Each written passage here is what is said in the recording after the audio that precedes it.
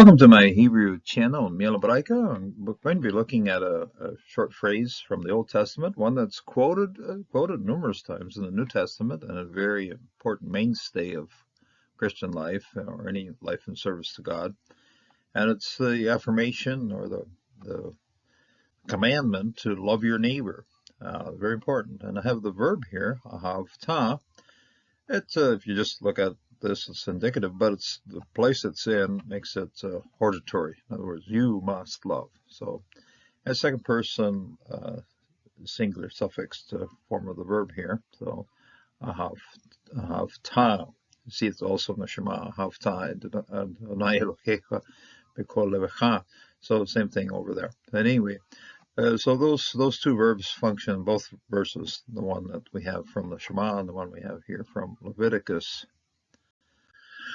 And it's conjunction. This can be a conjunction that's following conjunction or contrasting, but you must love, and you must love. Both will work. So we have time, and then you must love, and then in consequence, and then as a result, okay, get some more mileage out of our conjunction here. But anyway, have ta, and then you must love, you should love, you shall love. Find it in Leviticus 19:18. It's right in here. V'havta le'reacha kemocha, kamocha. Open comments here, so it's going to be normal comments, and then accenting with a nice atna, and then kamocha, as to you yourself. Okay, so lo tikom, and don't vengeance, don't take vengeance. Okay, lo tikom. This is a negation or prohibition. Al ayin lamed works, and lamed aleph works as negations as well. So you must not, okay, do not, tikom, do not hold vengeance, okay, so prefix form of kom, in a sense, it's don't hold anything against him or don't do things against this person, okay, tikom, ve'lo, titor, and don't bear a grudge, and so the tet here in the middle, and it sounds nice to see, interesting to see a tau tet together here. The tau is the prefix of this particular root, this verb, and titor, and don't do a grudge, don't hold evil against this person, don't horrorize him or tor, don't be tearing into him. Okay, so tor, so titor. Okay, the tet means mark. Don't put your mark on this guy and hold it against him. So. Velo titor et bnei amecha, the sons of your people. In other words, in this case, it's close in with the rest of the people you're traveling with. Now, this particular interpretation or this particular concept is one that the Jewish people, of course, wanted to hold very closely.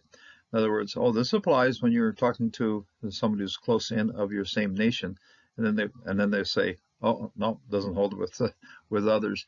But when this teaching came to the New Testament, it was brought before Jesus, he very much expanded immediately, speaking about the Good Samaritan, speaking about others, not just close in neighbors, but also far out neighbors. So that's one of the beautiful things about the re'eu here. So here, yeah, re'acha. Okay.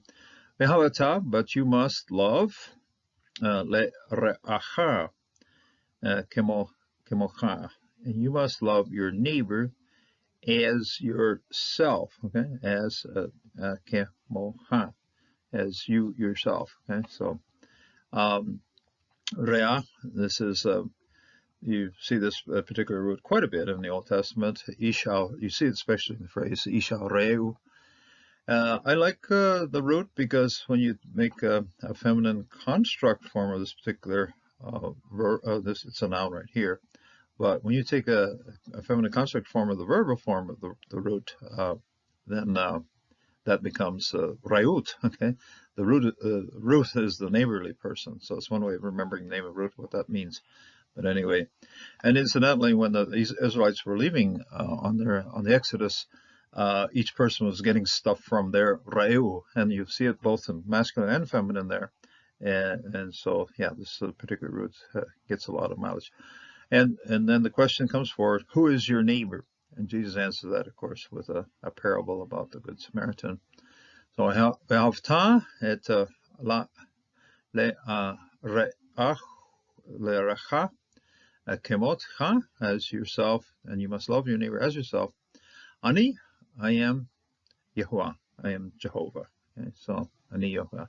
This love then is based on who Jehovah is. Jehovah loves that neighbor. You have to love that neighbor as well. So, and it's a commandment given to us to love our neighbor. We find the application of it in Mark 12, verse 31. It is in all three of the synoptics, but this one's the one sort of brought about standalone. The other one's tied in. But this one is, the second is this: you shall love your neighbor as yourself. There's no other commandment greater than these. So the first one is the commandment that we have from the Shema, Yehovah, your Lord, with all your heart, soul, strength, and mind. In fact, including the New Testament even includes a fourth way on the list, which happens to be the Greek translation of levecha, which means, and that's translated to mind. So those two commandments are front and center for us in service to God. And we find this one is quoted, then Jesus quotes here, Leviticus 19, verse 18, Ve'havata le're'acha kemocha.